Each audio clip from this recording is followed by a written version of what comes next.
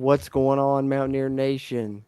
West Virginia postgame here at the Voice of College Football, coming to you with the Country Roads webcast host, plus our favorite guest, as always, Coos from Coos's Corner, as you know, here at the Voice of College Football channel. But, boys, just a little bit of a different episode this time. I know we're all going to be disappointed, and there's plenty of different topics to talk about. If it weren't disheartened enough by the performance, the injury to C.J. Donaldson, I think really just hurt everyone even more and makes this even more of a somber post game show, I believe. But Texas pulls out the victory, 38-20, and I guess easiest way to do this, we'll just go around the horn here. So, Steven, opening thoughts here following this unacceptable loss is the one word that keeps coming to my mind. Just unacceptable the way it kind of happened. Obviously I'm emotional. Enough about the game, but the C.J. Donaldson injury, I, that was tough to watch. I don't know if it was something in the air or what, but it seemed like there was a lot of those injuries over the weekend. It's been all over the place with Tua's injury. In the NFL. Then I know that Daniel Highshaw got carted off for Kansas earlier today with a pretty bad injury, and then coming into this, I truly had a bad feeling for some reason. I had an eerie feeling, and I hate that was correct, But general thoughts are I don't see myself hopping back on that Neil Brown train. And last episode I remember you asked if it meant to keep JT Daniels next season, would I want to keep Neil Brown?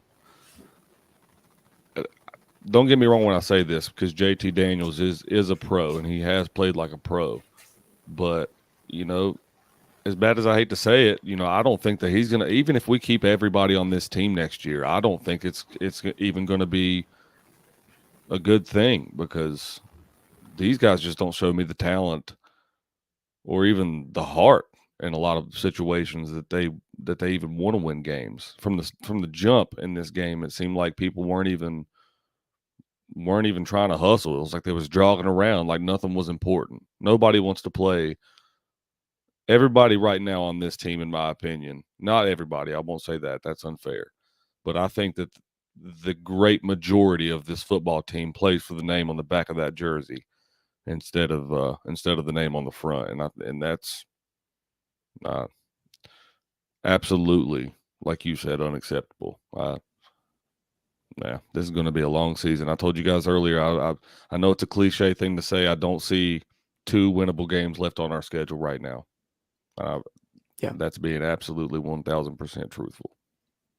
Yeah, I think unacceptable is a good way to term it for sure, and it's disappointing, like you said, to see players playing that way when we've heard all off season yet again that this was some of the best team chemistry and playing together and all that, and then come out and to me it wasn't necessarily the loss. I think we all predicted a loss. It was, to me, coming out with extra prep time in a game you coasted through in the fourth quarter, going against a team that played an overtime game, only had 6 days to prepare versus your 9 or whatever it was, and you looked absolutely terrible. And that's the one thing I said in our Q&A before the game was you can't come out and look that way, and that's a really bad look for this staff. But Coos, what about you? I appreciate you hopping on with us, man. by the way, Thanks for as having me. always. But yeah, anytime. But what about you, man? Just some opening thoughts following this disaster. Yeah, obviously, just to follow up on what Steven said, thoughts and prayers go out to C.J. Donaldson. Uh, as we were talking all before the show, I was so upset and mad about the game that happens, and I almost didn't even care about the game anymore after that. I was just worried about him. But at the end of the day, um, we're here to talk about football. So after I get thoughts and prayers to him, hope he's okay. Hope Dylan Gabriel got him hurt bad today. The guy from Kansas. There's been Tua in the NFL. I mean, we've seen head injuries all over the sport the last few days. For just crazy how many's occurring now. This game's getting more and more dangerous. It seems because the guys are getting bigger and faster. But anyway, just to touch on the on field stuff, man. I don't even know what to say at this point. Texas obviously came out ready to play. I mean, we all know that Texas has more talent than we do. But they also have more talent than Texas Tech. So we can't use that as an excuse. right? Somebody on Twitter earlier when I was kind of defending the coaching staff early in the game pointed that out to me, and I'm like, well, good point. Texas Tech don't have as much talent as Texas either, and they beat them. They didn't let them push them around. They didn't line up wrong or not cover people or hit people out of bounds or commit false starts. I mean, you name it. I mean, this team just continually do stupid stuff every game, whether it be late hits, whether it be just unnecessary fouls, penalties. Our defensive secondary is atrocious right now. I mean, there's no other way to put it. This experiment they tried with bringing guys up from the FCS and Group of 5 level is not working. They hit it with Charles Woods, but I guess they assumed they were going to hit it with everybody. I mean, I just don't. In the future, if they're going to bring guys in, they need to bring in guys from the Power 5 level. Okay, in my opinion. I don't even know. I mean, JT didn't even look crisp in this game. To be honest, he was missing throws he don't normally miss. But that being said, his receivers weren't helping him, dropping balls left and right. I mean, I don't know, man. They just don't look. They didn't look prepared. Nope, not at all. And it just that's an ongoing issue, man. And I've seen some of my buddies on Facebook commenting or on social media commenting that maybe they think the guys have stopped playing for Neil Brown. I don't know. Maybe that's the case. I don't know. But I'm definitely having a hard. It's going to take a miracle for me to get back on the Neil Brown bandwagon. I can tell you that right now. Yeah, absolutely. I think so too. Especially, it was like, I don't want to say I was back in after the last 2 games, but I was like, okay, I'll give it a chance and see. And to me, this was kind of the game where I'm like, this is going to show me if, our offense is truly as balanced as it's looked, if we're truly able to run the ball like it seems like we've been able to. And, the offensive line, I think, looked like more of the same of the offensive line that we saw, the past 3 years. And a lot, like you said, the mistakes and stuff, all of that was reoccurring. And I saw some people, trying to defend Neil Brown, saying, no, he didn't drop those passes on 3rd and 4th down. He didn't drop the onside kick and stuff like that. No, he didn't. But the thing is, when those things keep happening over 4 years, you've had these drops issues, you've had these issues with false start penalties, you've had these issues with poor tackling, and it's the same issues here 4 years in. Then that is on Neil Brown, and so I think you can't really use that as a defense, in my opinion. But Bradley, what about you, man? It's tough loss all around. Let's get your thoughts on it. Yeah, which obviously going into this, I was not blinded by the fact that our team was able to shut down Virginia Tech. I was pretty open and honest that was a really horrible team, and I didn't think that our defense had gotten any better, and I think that it really showed today. And I think that, we started out looking great, letting up a touchdown on the second drive, but we were getting pressure. Defensive line was getting movement. We had Hudson Card, on the ropes, I would say, early first couple of drives. But then he just got bailed out with really, really poor DB play. He was able just to throw the ball up there, and his guys were there, and he even missed a few. And, it's tough. It's tough to sit there and watch. And I agree with the sentiment that Koo said. I was really, downtrodden. So, but as soon as C.J. Donaldson got hurt, all my attention kind of went to that and still to that. If you guys haven't heard it yet, so we have got a little bit of confirmation that he's doing, he's at least moving his body around. Which did not seem like what was happening when he was taken off the field. But, yeah, it was bad. It was a Texas team that came out after losing to Texas Tech, which, to kind of go off what Kuz was saying a little bit, I think that Texas Tech had a little bit of a better design for Texas than what our offense is built for Texas, built for what's happening. Our offense is very possession-oriented, running time, balanced play calling. You get down by 3 touchdowns, there's no coming back from that. It's not how our offense works right now. We're not big play makers. It's just not how it happens. And it was an ugly game. I say, and we talked about it on the preview. I said maybe it's the Q&A. I had said I would rather lose by 2 touchdowns than have a close game and feel like I could have won it and lost. I lied. I hate this so much worse. I can be mad at myself for. I could be mad at a team, for having one mistake and just being mad that we didn't win the game. But now I'm looking at this and looking at we are in this position because of all the mistakes we made.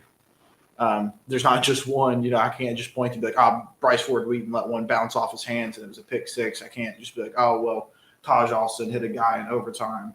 No, it's just our whole team just got beat. We just got absolutely pounded on, and it was not fun to watch in the least. No, that was one of the harder games to watch in recent memory. I mean, Baylor last year comes to mind, as a comparison, but definitely not what you want to see. And like you said, it's just, being unprepared as we were, and just seemed like we didn't have a good game plan even. The things that we tried to do did not work offensively for the most part. And then the things that we did execute, we didn't properly execute, like I said, with the dropped passes and things like that. And, we've talked about that outside zone, going into this game, and how we felt like that would be something West Virginia would need with how stout Texas was inside. And it seemed like West Virginia felt that way as well. But also felt that they didn't really even try to run the ball inside. And then when they tried to get outside, Texas was too fast. They were all over it. Run game was completely ineffective early on, and I think getting killed on early downs and getting behind the chains is what killed West Virginia early. And then you have to play from behind. Texas can pin their ears back, and you can't run the ball even if you wanted to early on. So, yeah, it was tough all around. We'll go to chat here and get some thoughts from you guys momentarily. Appreciate everyone tuning in. That's tuning in. We're simulcasting on the Voice of College Football channel, the West Virginia Voice of College Football channel, and, of course, the Country Roads webcast channel here with the West Virginia postgame show at the Voice of College Football channel. If you haven't already, subscribe to the West Virginia channel as we're trying to grow that up here throughout Mountaineer Nation. And if you guys are in here, hit that like button if you would. That'll really help us out moving forward. Got Mountaineer Paul in here, contributor usually to the West Virginia channel. Says, what's up, guys? Good to see you in here, Mountaineer Paul. What else we got? T Murph 247 chimes in, says, Neil Brown and Dana Holgers need to team up. Imagine the damage they could cause at a top-tier college team, running them into the ground. Yeah, Houston's not looking so hot either right now. Yeah, he's not making it to Morgantown whenever Houston comes this way, I don't think. Yeah, surely not. Yeah, we just need to start over. Yeah, from scratch. Yeah, this is the worst period of West Virginia football since the Frank Signetti days, guys. And I was before. Put it this way. Oh, that's not exaggerating either. It's before any of us were born. No, it's not. This is the worst period of West Virginia football. Yep. I'm 42 years old. And the thing is, the rebuild was difficult, and I know that, and we went with that excuse for a while. But here in year 4, what's killing me is seeing Kansas in year 2 at 5-0, and I'm just thinking, in the year, with transfer portal in today's college football, I feel like you can get there quicker than it's taken us to get there. And maybe it's because they're trying to take a long route. I know Neil Brown talked about developing players, but maybe there's something to be said about he's doing it too old school. What do you guys think about that? I mean, he's been compared to Don Neyland. Is that just not going to work in today's game? I think too much has changed. I think that you either have a mind that evolves with the game, or you have a mind that stays stagnant in some areas. And I truly thought that when we hired Neil Brown that he would have one of those minds that was really intuitive, because he talked numbers and everything like that, and we all thought that was smart, and it is smart to a point. But I really truly think that with the new way of the transfer portal and everything like that, I think that he just took the wrong approach, and there's just not enough time to fix it, because I get that he wanted to go after winners, but those players played at the level they played at for a reason, and we see that it gets exposed every single time we play a good offense. I just can't get past the all season when all we heard was, this is the most talented defense we've had since we've been here. This is the most athletic defense we've had since we've been here. Yep. This is the longest but it's also the worst one. So as far as what they're doing on the football field, so either somebody doesn't either they're exaggerating to us what's actually happening, or they are not doing a very good job scouting players. Which, I mean, might be something to look at towards. I mean, I hate to bring him up, Jared Dagey. It's another one of those things where I heard the same things about him, and he came out and he just wasn't it. And so it makes you really step back and look at it, a year later. It's like Jared Dagey's not here anymore, And granted, JT Daniels is a huge step up from that. But now you've missed talent on the transfer portal on the defensive side. And it just shows. Check out that comment by TR. Oh, yeah, that's a good one, too. I was about to say that, yeah, TRM Music. I've seen that one too. I'll pull that one up. But I think I had to pull this one up. Garage Beers here. Appreciate you chiming in. This is like the ultimate question, I think, right now because. So what's the play? Not like we're firing Neil and eating the buyout, or are we? I mean, I don't know. The thing is, if you have performances like that, that's when you got to start asking questions like this. But what are your guys' thoughts now? I mean. After that performance, and like I said, just not showing up and being unprepared is what I think you got to look at. I promise you, I get it. $20 million, that's a steep mountain right there. I promise you, if this continues, if this happens even one more time this season, which is a very probable thing, then I would imagine West Virginia is going to exercise. You know what I mean? I can't imagine that they would go with another season of this. You have to be competitive. We're not competitive. If you're hanging your hat on a Towson and a Virginia Tech win and you go 2-10, no. Unacceptable. I agree. I mean, so even to that point, well, I don't see us firing Neil Brown before November. I just don't think it makes sense. I don't really see the point in it. His buyout's 100% guaranteed. It doesn't matter if we fire him today Not before or next, November. No. Yeah, but I mean, it doesn't matter if we fire him today or next year. He's still going to make the same amount of money. It doesn't matter. And I just think for cohesiveness, like if you really want to see like a destroyed, dejected team, fire your head coach right now. I think there's going to be some serious talks this bye week. Respectfully, I think we already seen that tonight. I don't know, man. He is our head coach.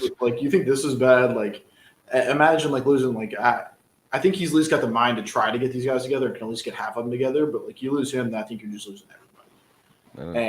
And I get it. I'm not saying throw ship now, but like, only way I would take it is if we made Graham Harrell interim coach. Only way. If we're losing games like this left and right, then what's the positive?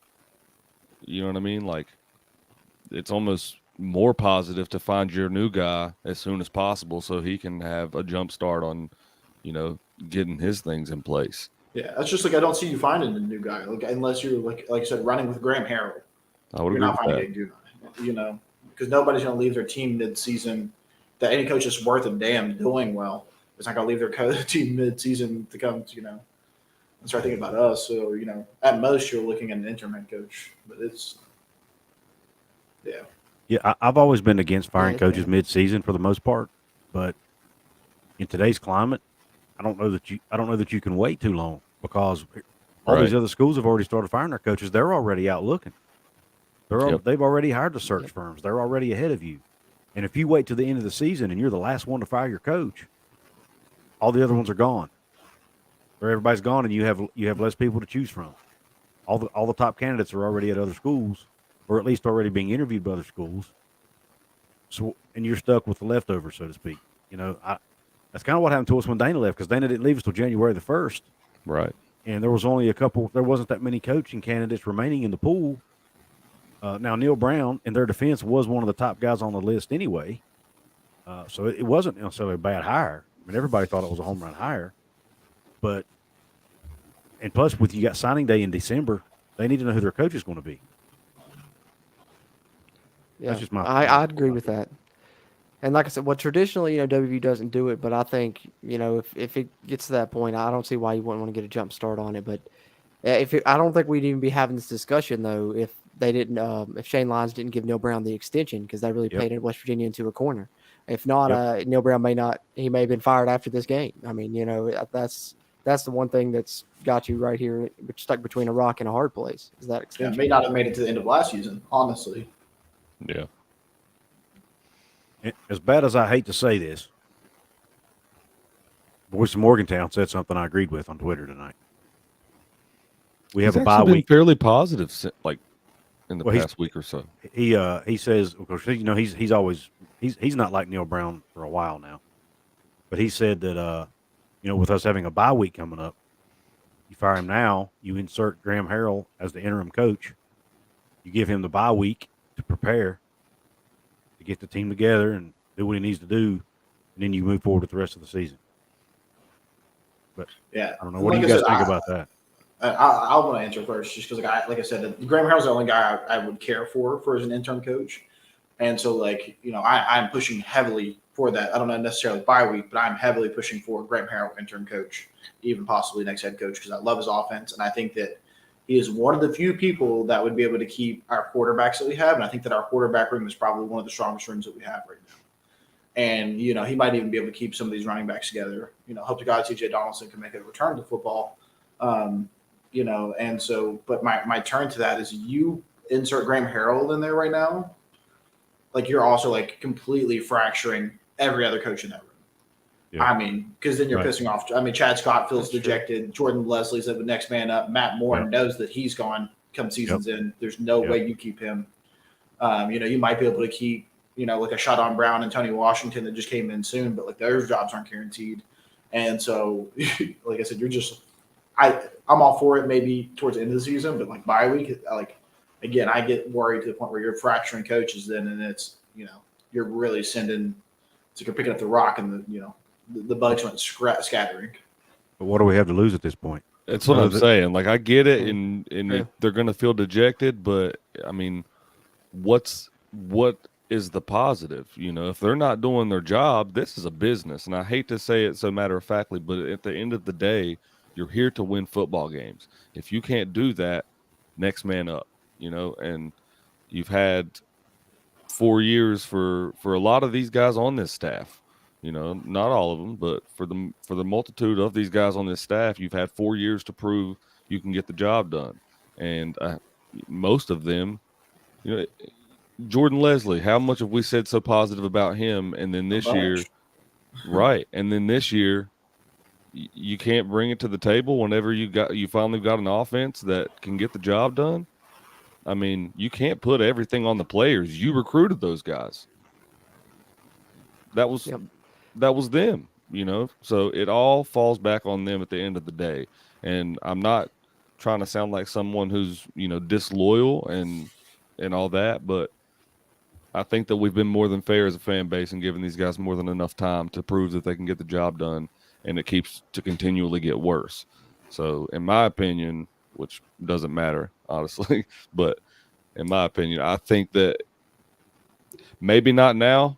If you lose to Baylor at home under the lights on a Thursday night, even half as bad as that. I don't even care what the score is, and it very much can happen, yes. Then absolutely I believe that we should, take that $20 million buyout and go a different way. Yeah. Well, I seen somebody on Twitter pointed out, I can't remember who it was, but I wish I could, because I'd love to give him credit for it, because it was a great point. Because when West Virginia hired Neil Brown, one of the things was it was the first actual sitting head coach West Virginia hired, and I can't remember how long. It was over 50 years at least. And we've had great success hiring assistants. And so, but the tweet that they put out was West Virginia basically took the complete coaching staff more or less from a Sun Belt Conference school and tried it out in the Power Five, and it hasn't worked. So I think if the people that want to criticize, going with Graham Harrell, who hasn't been a head coach as an assistant, I think looking through the success that West Virginia has had in the past, that's the people they've had success with, is up and coming assistant coaches and coordinators that they've made hired as head coaches. Because like I said, Neil Brown was the first actual sitting head coach they've hired in who knows how long, and that hasn't worked out so hot. So I don't know. That's a plus in Graham Harrell's corner, I think. And totally shifting gears a second, guys. Do you guys understand why we run an RPO system without a running quarterback? Does that even make sense to you? I've questioned that since Neil Brown got here, and I expected, once we got Garrett Green, I'm like, oh, okay, it's because he's going to recruit, dual threat quarterbacks, and that's going to be the system, for the future. But then he brings in Kendall, brings in Daggy, and then now brings in Daniels, and they're all statues back there. And so I don't understand it myself either, because they're not keeping that, backside defensive end honest ever. They know they're never going to pull it. They can just crash down on that inside run every time. I don't get it. I was listening to the In the Gun podcast. I think it was the In the Gun podcast. It was one of them 100 podcasts I listened to, West Virginia related, including y'all's, by the way. Appreciate it. I want to make sure I got that in there. But no, in all seriousness, I was listening. I think it was either Jed or 0-1 made a comment that said an RPO doesn't work if you don't have a running quarterback. And I thought, no, they weren't talking. They weren't necessarily bashing anybody or saying, because those guys won't say, nobody will hardly say anything negative. That's anybody that's involved with the program won't say anything negative about it. I mean, pretty much. But they were just having a general conversation, and I thought to myself, you just now said that you don't that we shouldn't be running RPO. I mean, they didn't say it that directly, but that's essentially what I was took from it. Reading between the lines is, okay, then why is West Virginia running an RPO? Because we don't have a running quarterback and haven't for 4 years. I don't get it. It doesn't make any sense to me. Yeah, don't get me wrong. I still think that JT Daniels is the better quarterback, but I would argue that our offense might still be more dynamic with Garrett Green behind center, just for that reason alone. And that's kind of where I was going with that guy, because here's my thinking. I think Neil Brown has tried to recruit talented guys and go mano a mano with some of these programs. Rich Rodriguez had to get creative. The 3-3-5 defense was originally started. The spread offenses were started because if you have teams that can't necessarily stack up from a talent perspective with these other programs, you've got to find another way to beat them. And I think a running quarterback, look at Kansas State, what they've been able to do. Spencer Sanders at Oklahoma State. What's something you can help to equalize an offense that might be struggling, or even a team? A running quarterback. Why not at least try it? Yep. I mean, yeah. Makes a lot of sense. Well, especially now. I mean, now it's pull out all the stops time for Neil Brown. You got to think. I mean, he's got to be feeling the pressure. There's no way he's not at this point.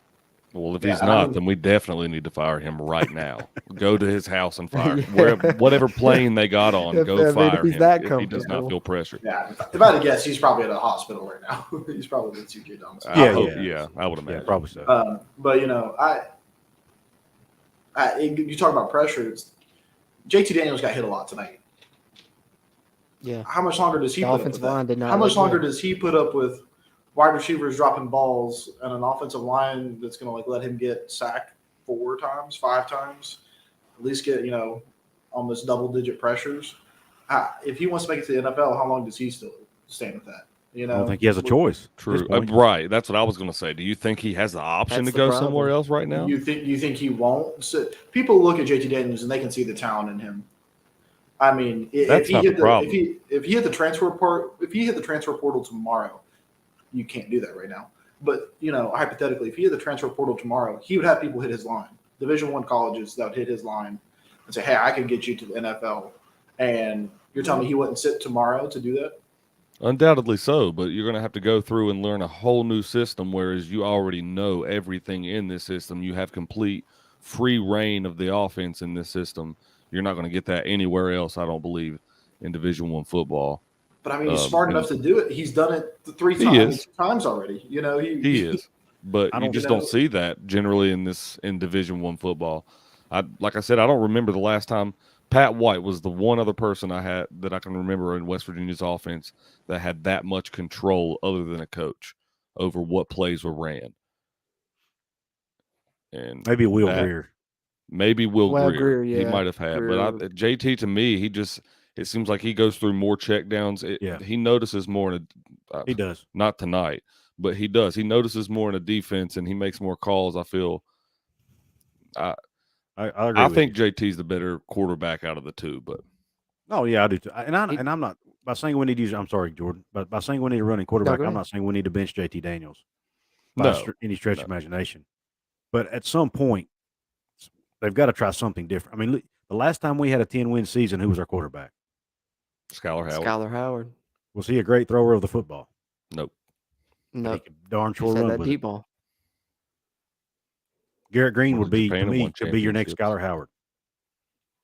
I could see that 100%. I could see it. Also, And I love that type of offense Nico we has ran. good running ability. Yep. I'm ready for Nico. Yeah. A lot of people are saying, catch his question, guys. One of my friends texted me or post messaged me earlier and was like, in all seriousness, what would our record be if we didn't have JT Daniels at quarterback right now? Mm, And I thought about that. I think it'd be the same. I think it will be the same. I was about to say I don't know if it's a difference one way or the other. Exactly. Because I mean think- he's not the issue, but it's I know. you know. You So why not probably develop- lose these games worse. Honestly, we're probably, we're probably not putting up 30 points against Kansas or Pitt. But or you might 20 also be times developing. six. But you might also be developing your quarterback of the future in the process. Yeah, but is that going to Yeah. convince you to keep Neil Brown? No. Then what's the it's But at the this- same point, Yeah. Yeah, But if well, you get a there's guy nothing. under No, No, center, it's a great point. It's just like one of those things like Well, it Damn, is you're because damned if even you do, with damned if you no matter don't. no matter who you have at quarterback, Charles Woods is still going down with an injury. You're still going to have these penalties. The passes are still going to go through the receivers. All that stuff is still happening. And JT, the only real big thing I can think of that he did was, of course, the 2 interceptions, but the one, of course, against Pitt wasn't his fault. Then the one against Kansas. So the only thing difference, maybe the interception against Kansas. Maybe you don't have that if you got someone else at quarterback. But so I think that's an interesting point to make. Of depending on who's at quarterback, the season may still have gone the same way. And I don't know if that's a good thing or a bad thing if you're talking about Neil Brown. But here's an interesting question I thought directed to you, Koo, so I'll let you answer it first, but we can Okay. all kind of touch on it if we want to. Oh man. Well, first of all, people keep saying Jimbo Fisher. Guys, Jimbo Fisher, Texas A&M is as big a dumpster fire almost as West Virginia is right now. And yes, they have more wins than us, but they also have top 5 and top 10 recruiting classes, and they're still losing. So I don't want Jimbo Fisher. Let's get that off. You guys may disagree, but I just I actually agree with that. I don't think he's the guy. But anyway, I don't know. There's a whole list of guys. You could go with Hugh Freeze for number 1. He would have been a top candidate probably. I don't know, man. Graham Harrell, I don't know. I don't want Dana Holgerson back. I don't want Rich Rod back. No. And I don't want Jimbo. I'd give Hugh Freeze a call, maybe Jamie Chadwell from Coastal Carolina. I don't know. I like just throwing Chadwell. out names.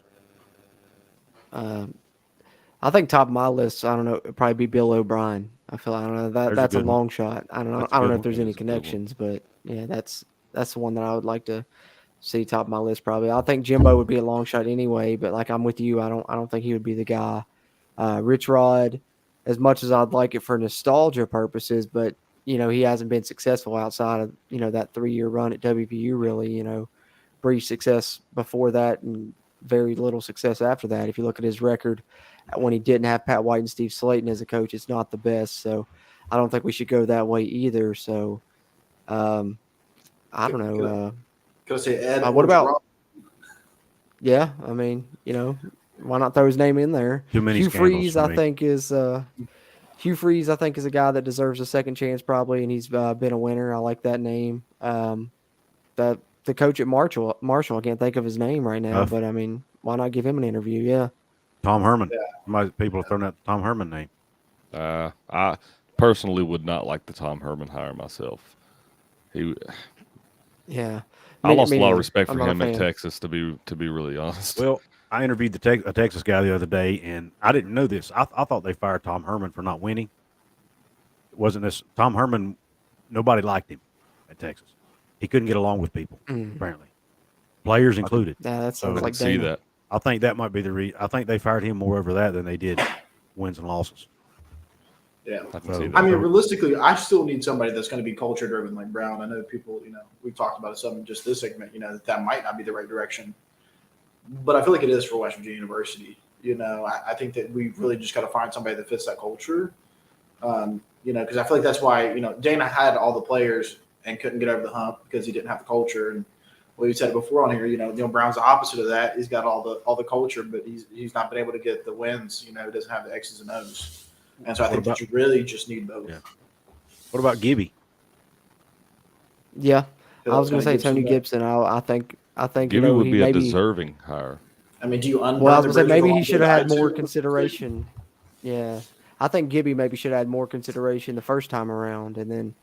Well, speaking of a die, that's a whole nother thing you could talk about is if maybe West Virginia made a mistake picking Jordan Leslie over Jamal Adai. That's a whole nother topic of conversation you could go down. But something interesting. I don't know if he's ready to be a head coach or not yet, but I didn't know until today that TCU's offensive coordinator under Sonny Dykes is Lincoln Riley's brother, Garrett Riley. That's interesting. He's probably going to be a name in coaching coming up if the offense keeps performing like that. Heck, what about Kendall Briles? Yeah, Kendall Briles. That's true. That's another name. That's what I said. Related There's to our Briles? plenty. That's What's that? yeah. I think Is that it was related to our his son? Briles? It's his son. Is it? Okay. Yeah, that's Yeah, what I thought. because of the Briles name, he may not ever get a job. But I think that's You're right. he had nothing to do with any of that stuff. So I think it's a little ridiculous. But True. I wanted to bring up. It does say in the chat. Somebody said that Donaldson is supposedly cleared and headed back to Morgantown. So good. Oh, good. Good news. Ooh, Mountaineer Good. Paul with Great news. says Matt Rule. Yes. Yeah, don't mind that well, one. Panthers probably That going to get one's- rid of him soon. So well. Gary I mean, Patterson. he was good in college, but as a Panthers fan, that's a hard one for me to get behind in Matt Rule. Hey man, don't let me tell you about Nick Saban when he was in Miami, buddy. Yeah, I know that's true. That's the one thing to look at. But I mean, Clint Trickett, that's another guy that's up and coming for sure. That's why I hate the thing when you start talking about getting rid of a coach and people say, "Well, who are we going to get?" Well, there's always plenty of options. That's for sure. There will be options. I promise you. There's always options.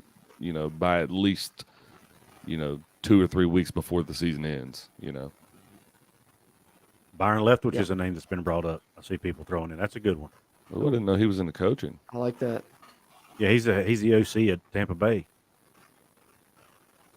Maybe we could convince Deion There's, Sanders to change his mind. Come over here. Joey Foster, what's going on, man? Thought this was interesting. He says he knows a story about a die I told him in confidence, so can't share it. But apparently he wouldn't want to be a candidate, according to Joey. So I'll take Joey's words for it. See, I hate that. I don't know if he wouldn't want to be or if they wouldn't. or if they wouldn't choose take him. him.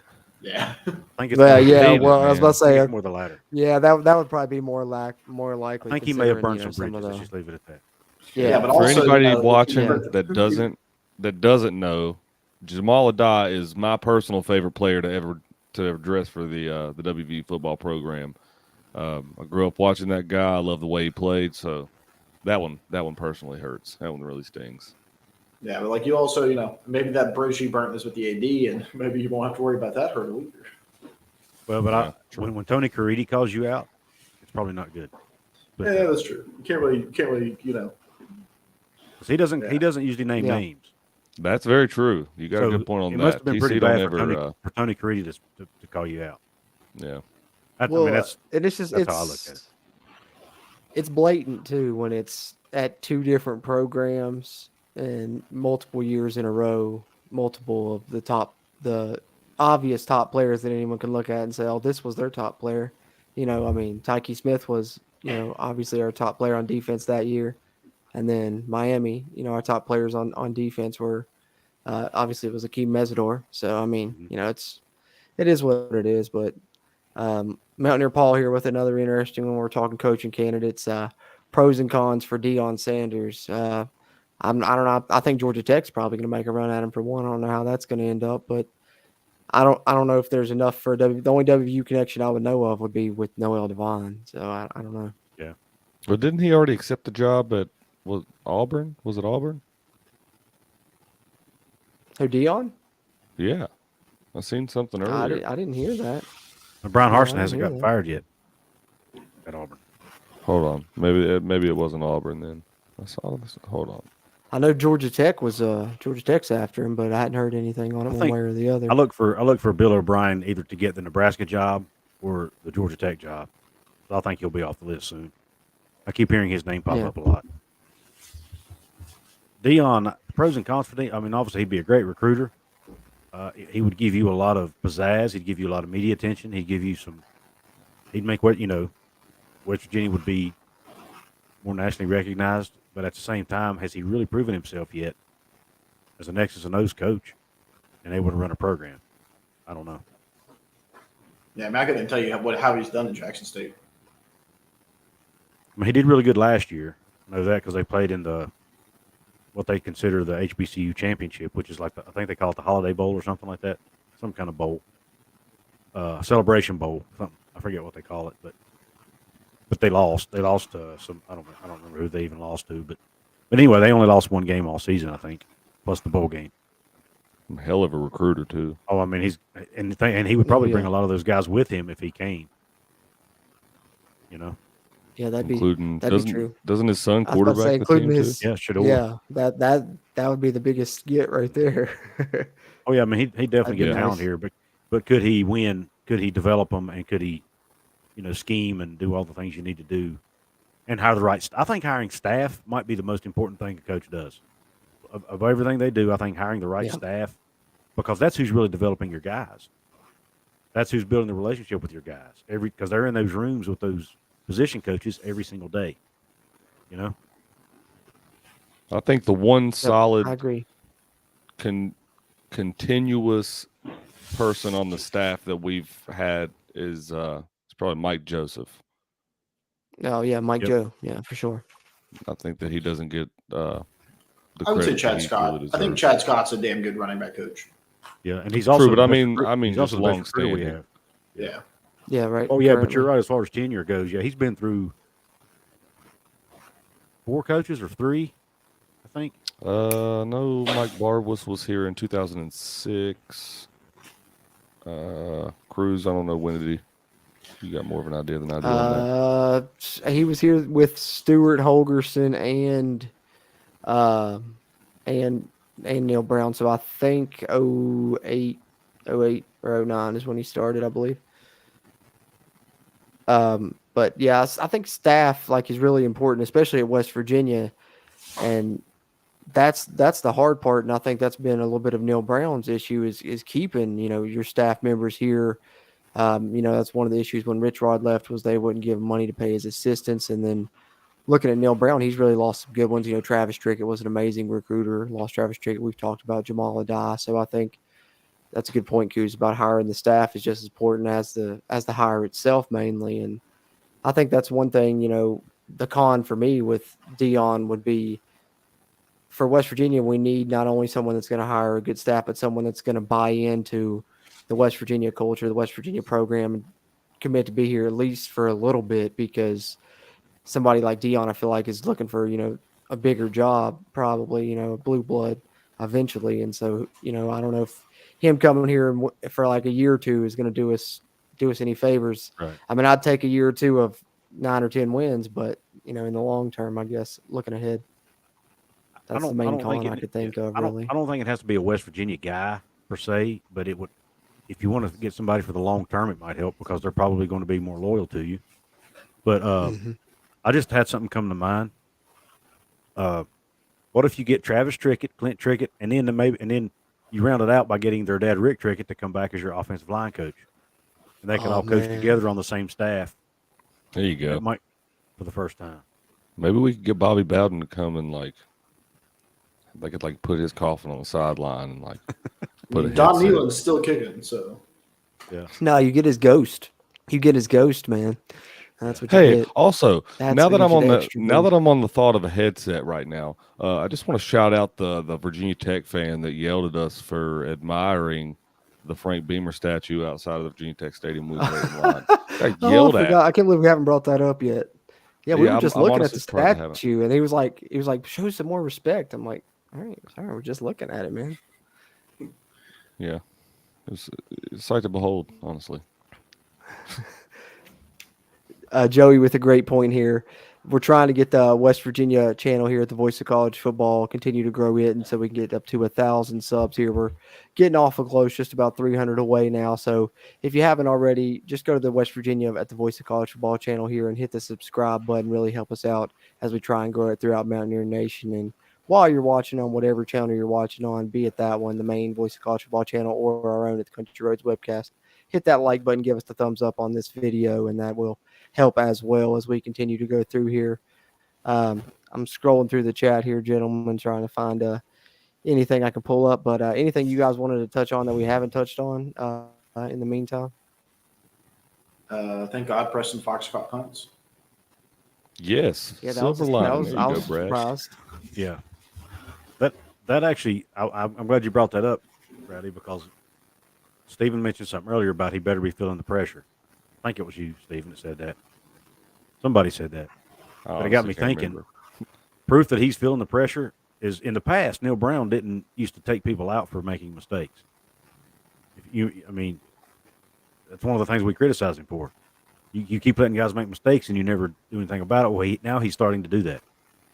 Mm-hmm. We saw Andrew Wilson-Lamp in the game in the second half. Oh my God! They haven't let that guy see the field. Yeah, after hyping him up all offseason, saying he's the number 2 guy back there. Yeah, and then disappears. Yeah. Why? Yeah, impressed, and he made a play too in the game. Mm-hmm. And where was Jacoby Spells at tonight? By the way, Jacoby Spells, I got mad at whenever he was kind of like just tripping around whenever. Oh, who was some? So he did. He missed the interception in the end zone. He was getting beat. Aubrey Burks. Aubrey Burke, I went through Aubrey Burks' hands, and Jacoby Spells was already. I remember watching the replay. I was like, "Where's Jacoby at?" And he was spinning around like halfway bent down.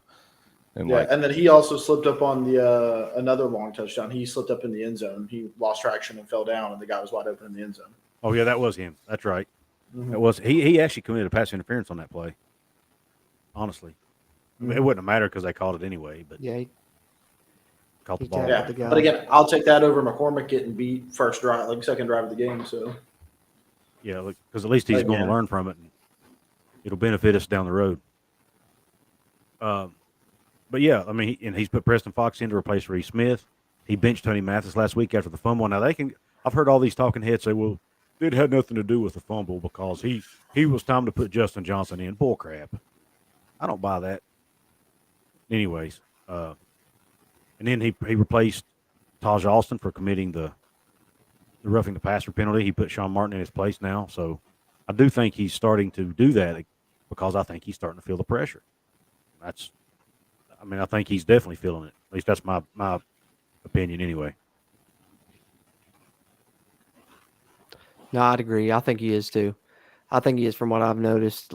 This year, it seems like he's got a bit more of a sense of urgency. And even as far as that, I think that goes right here with this comment from Gojira 44 or 54 rather, says what I noticed was after the Pitt game when everyone was upset with Neil not going for it on that 4th down call, seems to think he can erase that by going for it for every 4th down from here on out.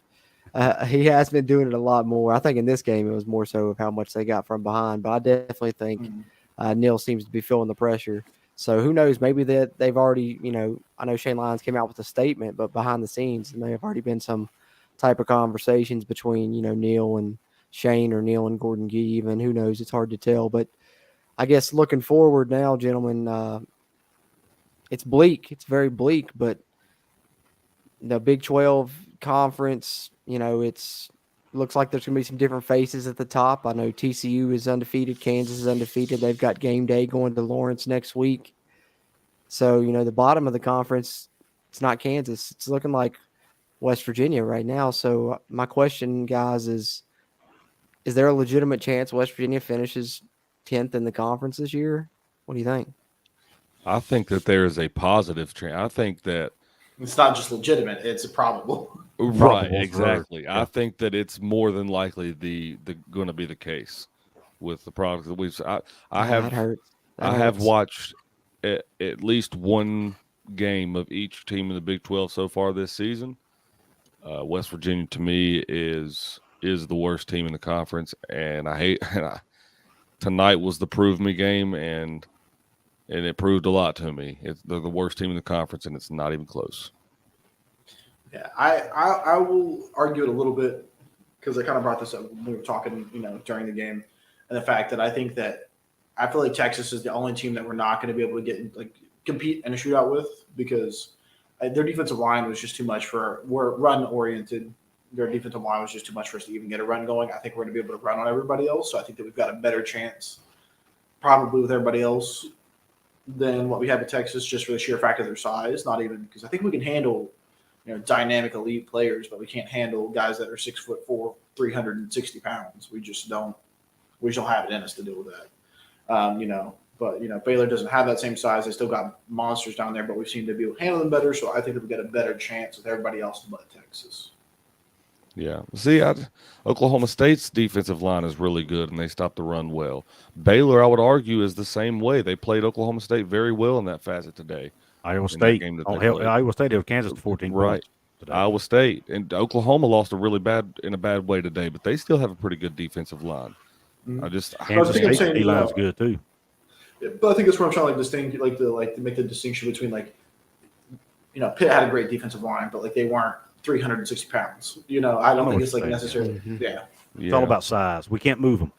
Yeah, we can't move them. Move. Too big to move. Exactly right. And so Well, I think that was our kryptonite more than just a good. Yeah, we're going to have to get used to it, is what I was just going to say, because I know it's a bye week, but then it's Baylor, and their defensive line is the same way. They got some really big guys up front, too. And I don't know if West Virginia can't run the football against Texas, like Steven said, Oklahoma State. I don't know if they'll be able to run it against Baylor. I don't know if they'll be able to run it against Oklahoma State or, any of these other teams moving forward. So, out of the teams I've seen, it does kind of seem like West Virginia may unfortunately be looking like they're in the bottom of the conference this year. Mountaineer Paul says, anyone seen the press conference? No, we've been on here, so haven't yet, but I'm going to have to definitely check that out once I get off there, because he follows that up with saying that it's bad. So I'm going to have to check that out. Can you follow up and say that is it bad from what Neil says, or is it bad because he gives news on C.J. Donaldson? I would hope and imagine it would be the first of those. Yeah. In my opinion, if we accept being 10th in the conference, then they need to fire the whole administration. That I would, yeah. We're the 15th winningest program of all time. And I'm a little bit pissed that we're 10th in the conference, to be honest with you. As we should be. We shouldn't accept being 10th in the conference. That's not what we're about. That's not what we joined this conference to be. We joined this conference to be competitive and win and compete for championships, and we haven't gotten even close yet. And every time that we have had a chance to get close to that, we've fumbled it away each and every single time. And you mentioned Skylar Howard earlier. I don't know about you guys, but it seemed to me that he was not backed by this fan base very much. I love Skylar Howard, but he did catch I also a lot did. of I also love Skylar Howard. I know Cruz also loves Skylar Howard. Cruz, I would imagine you, with your attitude towards him, I'd imagine you were a big Skylar fan as well. I was not at the time. Really? To be honest with you, I just didn't see it for whatever reason. I couldn't see. All I looked at was his arm. I saw it. He's not a quarterback. He's not a quarterback. Right. Now, but he was a baller. He was a straight up baller. And at the time, I didn't see it. Now, I didn't agree with the way he was treated by the fans. I don't think he should have been booed and all that stuff. But I was not a fan of his because I got tired of seeing him overthrow people. But now, hindsight's 20/20, right? I see. Right. Yeah. Look at what we've been through since then, and I'm going, man, I'd love to have that guy back. Yeah, because he could do the one thing that no other quarterback that has done since we've joined this conference. He could win games. Yeah. Even Geno Smith. Geno Smith couldn't win 10 games in the Big 12 conference. Of course, the one argument when I've mentioned that, one argument I've had thrown out to me, and I guess it's fair, is that the year we won 10 games in the Big 12, the Big 12 was really down that year, and there was not really any great teams in it. It doesn't matter. I agree with you. I'm not saying I'm I agree. Devil's advocate argument to that, and it's a fair argument, but I don't really think it was that down. I don't think the Big 12 hasn't been an elite conference in a long time, probably since the mid 2000s, when Texas and Oklahoma were playing in national championships. That's the last time the Big 12 has been an elite conference. So I don't really think that's a valid argument either, Bradley. Yeah. But that is one of the arguments that I get. Yeah, you tell them they're wrong, Coos. Well, I try, but they don't listen to me. Yeah, good luck getting anyone to listen on social media or anything like that. That's for sure. But no, I'm kind of like just put myself back down in the dumps because as I was talking about the question about us being the worst team in the Big 12 was like I was realizing it as I was asking it that we probably are going to be the worst team in the Big 12 this year, and that unacceptable. Like I said, that was the word for the game, and that's the word for that. If we're worse in the Big 12, I don't care if if the Big 12 ends up being everybody beating up everybody, and we're 10th in the Big 12 at 5-7 or 6-6. I know we had posed a question before if we were that record, would we, keep him? And I said yes, but if we're 10th in the Big 12 with a record like that, then no. I think no, absolutely not. No, absolutely not. Well, gentlemen, I guess we'll get ready to wrap it up before it gets too late. I know most of us probably got work tomorrow, whatever. But any Tomorrow's final Sunday, thoughts so before we get out of here? Yeah. Anything anybody else wants to touch on before we head out? Well, I guess I will. I'll take this opportunity to. Well, first, thank you again, Coos, for coming on here with us. Yeah, man. We always appreciate you joining in on us. Thanks for having me on. Yeah, man. If I can talk, if anybody doesn't know in the comments, he has a show called Coos's Corner. Check that out on YouTube and everywhere else. Shot at top shelf college football content. Yeah, man. The best. But Man, otherwise, after this game, I need a shot of something else, man. yeah, no doubt. Probably if Think I didn't we have all to work do. in the morning, boy, I'd be out downtown Charlotte right now. Yeah. Downtown Charlotte. Hey, on a positive note, we do have the Country Roads Webcast Hoops edition coming up in just a couple weeks. Probably Is going it to do basketball season yet? We've at least Getting got a scrimmage on the 28th of October, so I'm counting that as a game. In my heart, we're it's in the going to be a month. real game. Don't get your hopes up for the hoops either, boys.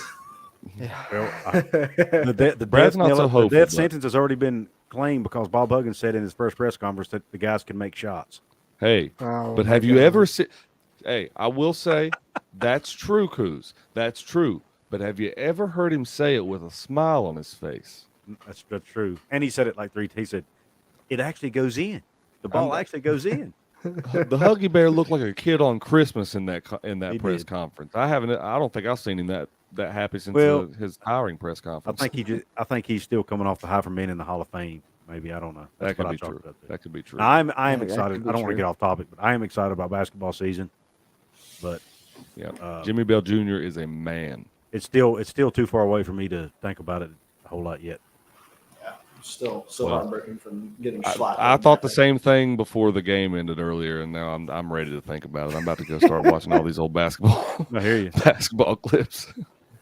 I don't blame you there. I don't blame you. But that being said, we'll continue to cover the season as it goes along. No matter how depressing it gets, we'll still bring you plenty of coverage here on the Country Roads webcast, as will Coos over on Coos's Corner, and of course a multitude of hosts here at the West Virginia channel at the Voice of College Football. Which please hit the subscribe button too if you haven't already, as we continue to try and grow that through Mountaineer Nation. And on your way out, whether you're watching this live, and we appreciate that everyone that has tuned in live and chimed in the chat, or if you're watching on the playback, hit the thumbs up and give us a like while you're watching the video. That will really help us no matter which channel you're tuning into it on. That being said, we'll be back next week. Well, not next week, but I guess the week after, about 10 or 11 days. We got a bye week next week, so no post-game show next week. But following the Baylor game, Thursday, October 13th, we'll be back here again late that night to give you guys another post-game show here at the West Virginia channel here at the Voice of College Football. Appreciate you guys here. For my co-hosts here, Steven and Bradley, and our guest, Coos. Until next time, let's go, Mountaineers. Q Country Roads.